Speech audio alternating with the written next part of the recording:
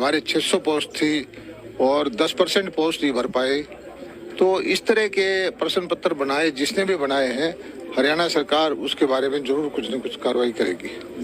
बालन जी, आपने एक आरोप बड़ा लगाया एचपीएससी के ऊपर और एड्रेस भी आज आपने दलाल साहब को किया इस विषय के लिए, क्या था ये पूरा मामला? देखिए, पहली बात तो एक हूँ, मैंने जो अच्छी बात की वो तो आपने नोट नहीं की कि 2014 से जब से खट्टर साहब मुख्यमंत्री बने हैं, जब से हरियाणा में नौकरी बिकनी बंद हुई है। पहले नौकरी हरियाणा में कैसे मिलती थी आप भी जानते हो, मैं भी जानता हूँ। वो तो ईमानदारी बरती गई है और मेरिट के आधार पर नौकरी मिलती है। जो समस्या वो टेक्निकल इशू है। हरियाणा जो मैंने दलाल साहब को इसलिए एड्रेस किया कि दलाल साहब इस विभाग के मंत्री हैं। चूंकि मैं यहाँ का छात्र रहा हूँ तो छात्र मेरे से मिलते हैं। 600 पोस्ट एडीयू के निकले, छात्रों के द्वारा बताया गया।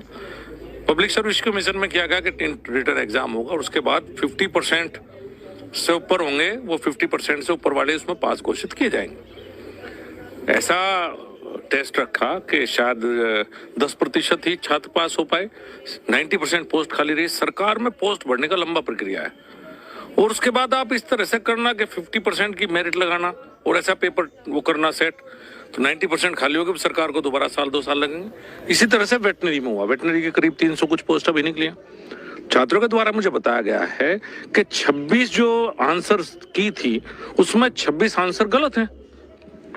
मैंने एचपीएससी चेयरमैन से आज सुबह बात किया, वो कह रहे हैं कि हमारे प्रोसीजर हैं। 26 अगर, अब मैंने पेपर कहीं और से सेट करवाया, अगर 26 क्वेश्चन के आंसर गलत दिए गए हैं तो इसकी जिम्मेदारी जवाबदेही कौन लेगा?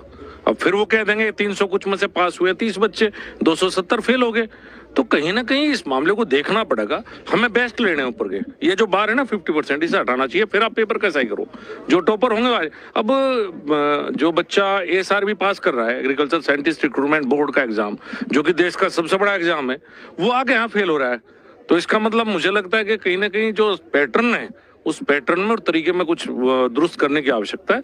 इसलिए मैंने दलाल साहब ने अनुरोध किया है और मुख्यमंत्री मिलेंगे तो मैं उनसे भी कहूंगा बात कि भाई सिस्टम को ठीक करो। जो भी एचपीएससी में बैठे हुए, क्योंकि कॉन्स्टिट्यूशनल बॉडी है, दलाल साहब की एक सीमा है, लेकिन कॉन्स्टिट्यूशनल बॉडी का मतलब ये नहीं होता कि वो कोई गलती करें और हम इंगित में ना करें।